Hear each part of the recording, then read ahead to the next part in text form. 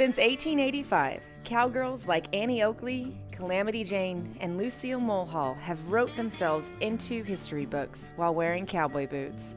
Join us as we share the tales of today's most influential cowgirls and provide a glimpse of what it's like to walk in her boots. Hi, I am Jordan Jo Hollabaugh. I'm a professional breakaway roper, podcast host, and love all things rodeo. So a day in my boots at the Women's Rodeo World Championships this year is going to be a fast and furious one. I'm going to have probably two different boots on. We've got my studio boots and then my cowgirl boots. Start out the day, the perfs start at 9 o'clock, so I'll go and show up, watch those first girls compete. Then I'll head over to the Cowboy Channel studio, and Katie and Lucas and I are going to talk about some broadcasting, some of the women's highlights and events, get to share more about women's rodeo. And then I'll head back, put my cowgirl boots and spurs on, get on my horse, and we rope every day at 2 o'clock. So I get to be a spectator, a broadcaster, and a cowgirl all in the same, and looking forward to it. But the biggest thing for me is I love to compete, but I also want to promote and help and support the people that have allowed us to be there to compete, because without women's, we wouldn't be there. And so I get the opportunity to share a little bit of that knowledge with the Cowboy Channel viewers and the pre-show. So it'll be fast and furious, but I wouldn't really have it any other way. I think I might be bored.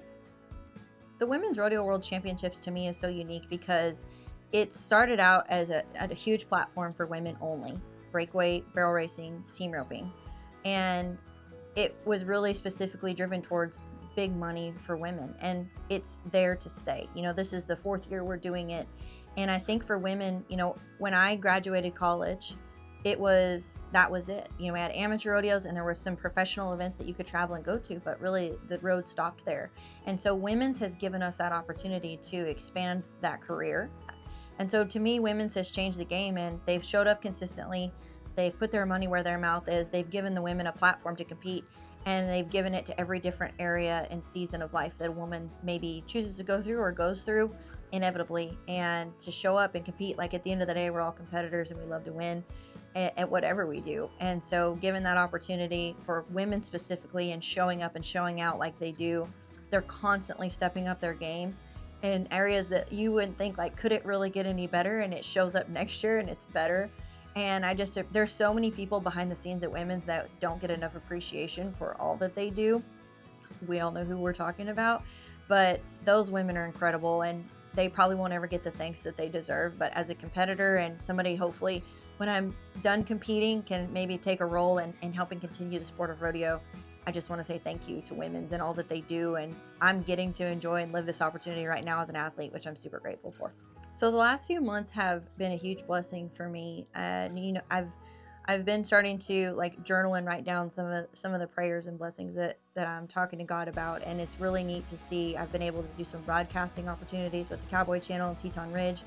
The podcast In the Loop has grown tremendously, and really getting to talk to some really neat guests, share some really cool stories, and get to do it all while I'm breakaway roping and on the road. And that's truly what I love to do. And my passion is being out there with my horses and getting to rope and travel. And so it's been really, really surreal and a humbling experience for me to know that not only do I have the opportunity every day to get to ride and rope and rodeo and live the life I've always wanted to live, but I also get to talk about it and share it with people around the world. It's helped me a lot. I would say the biggest advantage of it is it's helped my roping, because I've had to learn to talk about and break down like what's actually going on in the arena and why we do what we do.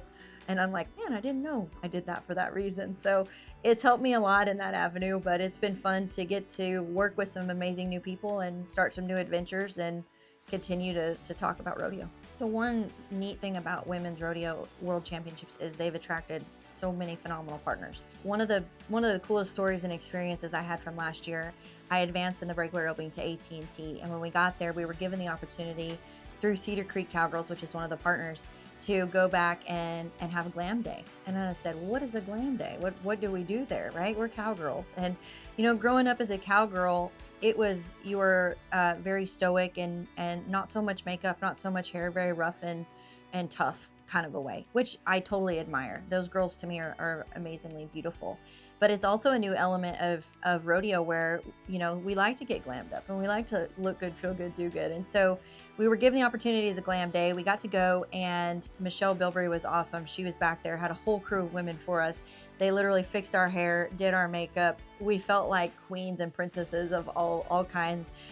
There were several team ropers, breakaway ropers, barrel racers in there getting their hair done, getting their makeup done. There was even some of their daughters that got to come along with them and get their makeup done. So just to watch their moms and know they're competing there, and hopefully one day they were dreaming of being there, was super neat. But to go out and be able to compete at AT&T, glammed up, and some of my eyelashes were flittering just a little bit, but it was just a really neat experience, nothing I've ever encountered before. And so for the partners to want to do things like that through women's rodeo, for us, it just made us feel super special and know that we were cared about, you know. And I think that one of the biggest things as an athlete is you're always working to be better in the arena, right? But the partners and WRWC, it's not just in the arena, outside of the arena too. And so it kind of tied it all in together, was full circle, and it was really fun to go out there and have some good hair and makeup and get to breakaway rope.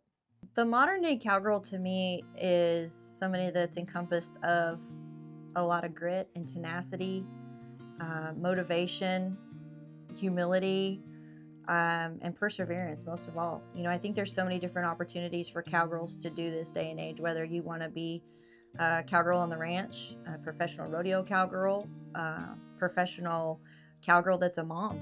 You know, we have moms that are teaching their daughters and their sons how to live the Western way of life and what that looks like. Be a cowgirl in the industry, be a cowgirl behind the camera. You know, there's so many avenues of being a cowgirl, maybe not just in the arena, but outside of the arena too. And I think it really encompasses like what we believe and what we stand for. You know, just setting your sights on something that you want to achieve and believing that you can do it and giving it all you got to get it done.